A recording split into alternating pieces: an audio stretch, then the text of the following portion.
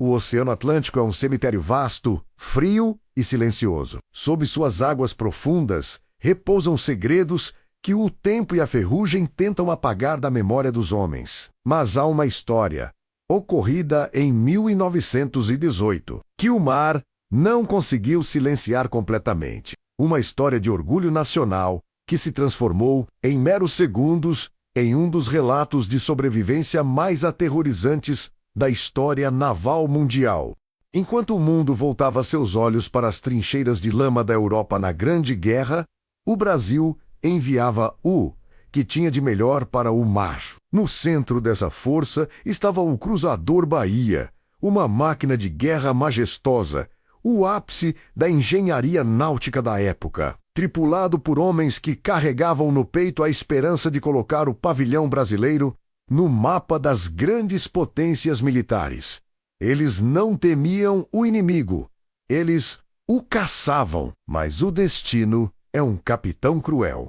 O que aconteceu com o Cruzador Bahia não foi um duelo de canhões sob a névoa, nem uma emboscada de submarinos alemães escondidos nas sombras das correntes marítimas. Foi algo muito mais sombrio. Foi um erro invisível, um instante de fatalidade que transformou um navio inexpugnável em uma armadilha de aço em chamas.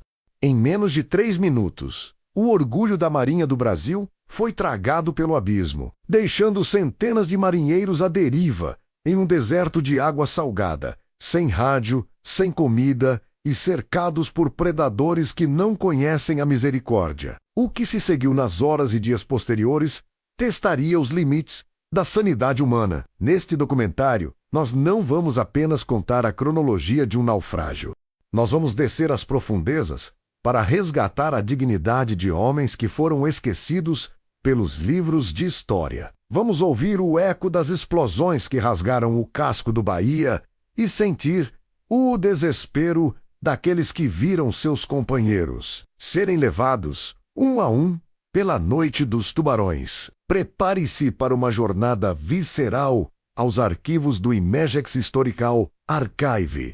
Esta é a crônica da maior tragédia naval brasileira, um relato de heroísmo, falha humana e a luta brutal pela vida, onde a esperança é a última coisa que afunda. O mar pode ter guardado seus corpos, mas hoje nós resgatamos a sua história. O Cruzador Bahia está prestes a emergir das sombras do passado. A Primeira Guerra Mundial estava em seu clímax e o Brasil, após meses de neutralidade, viu-se forçado a entrar no maior conflito que a humanidade já conhecera.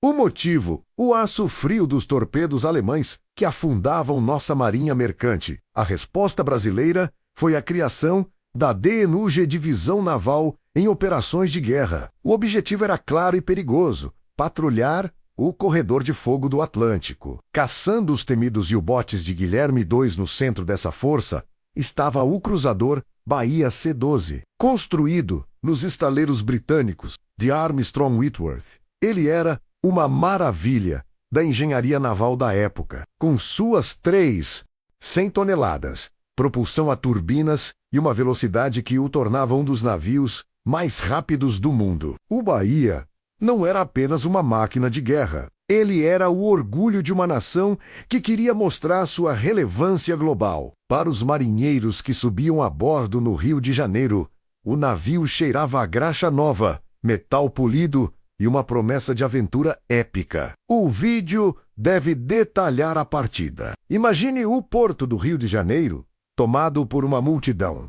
O hino nacional ecoando, lenços brancos acenando da areia, e a sensação de que aqueles homens eram os novos Cabrais partindo para reconquistar o respeito do mundo. O roteiro aqui foca na psicologia do marinheiro. Homens vindos de todos os cantos do Brasil, unidos por uma farda branca que ainda não conhecia o cheiro da pólvora real. Eles acreditavam que o Cruzador Bahia era inafundável, uma fortaleza flutuante protegida pela tecnologia e pela sorte. No entanto, o Atlântico não perdoa a confiança excessiva. A travessia em direção à Serra Leoa e Dakar foi um teste de resistência. O calor sufocante das salas de caldeiras, onde homens trabalhavam em temperaturas que beiravam os 50 graus Celsius, contrastava com a tensão fria do convés, onde os vigias buscavam incessantemente o rastro de um periscópio na superfície da água. O vídeo precisa construir essa tensão crescente. A guerra não era apenas contra o inimigo, mas contra a imensidão de um oceano que escondia predadores mecânicos sob as ondas. A parte 1 termina com o Bahia atingindo sua maturidade operacional, pronto para o combate, sem saber que o seu maior inimigo não viria da Alemanha, mas de um erro oculto em seu próprio convés. A rotina de guerra é feita de tédio interrompido por terror absoluto. No dia 4 de julho, uma ironia amarga, data da independência americana, menos o cruzador Bahia, estava realizando exercícios de tiro antiaéreo. O navio navegava próximo aos rochedos de São Pedro e São Paulo. O mar estava agitado. As ondas batiam contra o casco de aço com uma... O erro foi rápido, silencioso e definitivo. Uma das metralhadoras, ao seguir o alvo, acabou atingindo o suporte das cargas de profundidade localizadas na popa, parte traseira do navio. Essas cargas eram cilindros carregados com centenas de quilos de explosivos de alto poder, desenhados para esmagar o casco de submarinos a centenas de metros de profundidade. Elas não foram feitas para explodir no convés. A detonação foi catastrófica.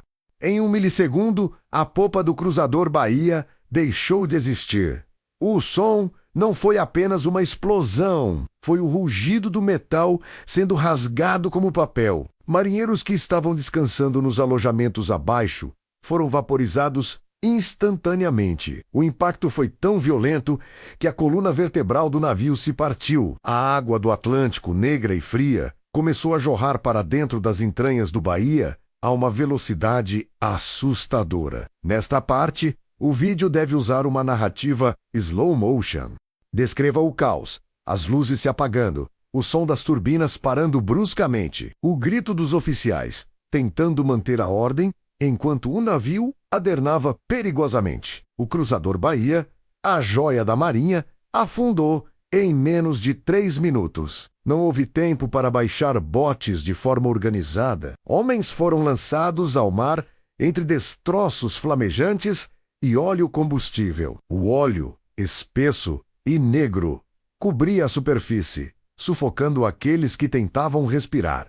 Quando o navio finalmente desapareceu sob as ondas, restou apenas o silêncio mortal, o cheiro de queimado e centenas de cabeças flutuando na imensidão do oceano, a centenas de milhas de qualquer costa. O caçador tinha se autodestruído. Se o naufrágio foi o terror súbito, o que se seguiu foi o horror prolongado. Cerca de 300 homens conseguiram sobreviver à explosão inicial e ao mergulho final do navio. Eles se amontoavam em pequenas balsas de cortiça e pedaços de madeira. O óleo combustível que cobria seus corpos servia, ironicamente, como uma proteção inicial contra o frio, mas logo se tornou uma tortura, irritando os olhos e a pele. O sol do Atlântico Equatorial começou a castigar os sobreviventes. A sede se tornou o primeiro grande inimigo. Sem água potável, a loucura começou a se instalar. Marinheiros bebiam água do mar em desespero, o que acelerava as alucinações. Alguns diziam ver luzes de cidades no horizonte. Outros acreditavam que o navio ainda estava lá e tentavam nadar para o fundo, mas o pior estava por vir. O som das barbatanas cortando a água, o cheiro de sangue e a agitação na água atraíram os maiores predadores do oceano. O vídeo deve descrever com respeito, mas com crueza, a chegada dos tubarões. No escuro da noite, os sobreviventes ouviam apenas os gritos súbitos de companheiros que eram puxados para baixo. Não havia como lutar.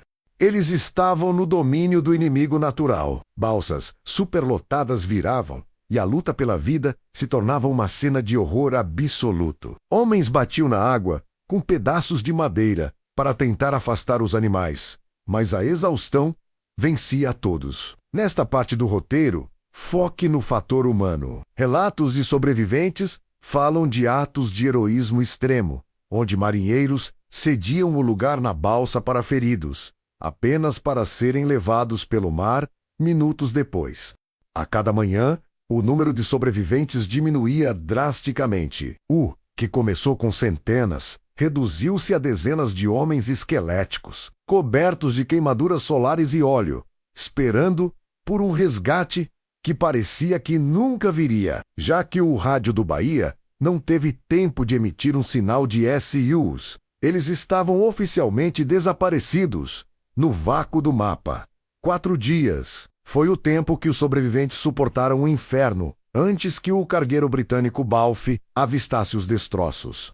O que os marinheiros ingleses encontraram não parecia humano. Eram espectros negros, cobertos de óleo, amontoados em balsas que mais pareciam caixões flutuantes. Dos mais de 350 tripulantes, apenas um punhado sobreviveu para contar a história. O resgate foi apenas o início de uma dor nacional. Quando a notícia chegou ao Brasil, o país entrou em choque. Como o nosso navio mais moderno pôde desaparecer assim? Teorias conspiratórias surgiram imediatamente. Teria sido um U-boat alemão, uma sabotagem. A verdade, revelada pelo inquérito militar, foi muito mais dolorosa. Um trágico acidente causado pelo fogo amigo das próprias metralhadoras do navio durante um exercício. A conclusão do vídeo deve focar no legado e na reparação histórica. Por décadas, a tragédia do cruzador Bahia foi varrida para baixo do tapete da nossa história militar.